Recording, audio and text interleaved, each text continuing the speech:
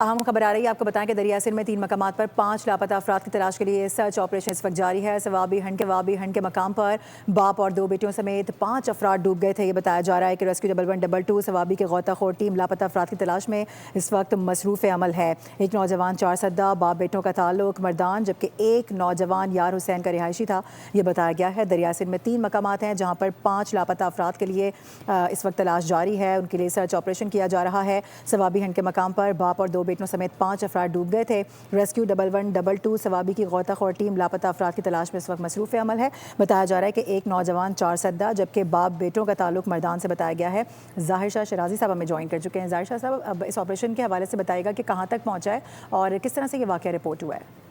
बिल्कुल, रेस्क्यू 112 ने तस्दीक की है कि इसके अलावा 4 सद्दा के रिहायशी हैं। 26 साल अवैस उनका नाम बताया जाता है और एक 14 साल बच्चा है जिसका नाम जो है वो मशाल बताया जाता है। उनका ताल्लुक यार हुसैन सवाबी से है।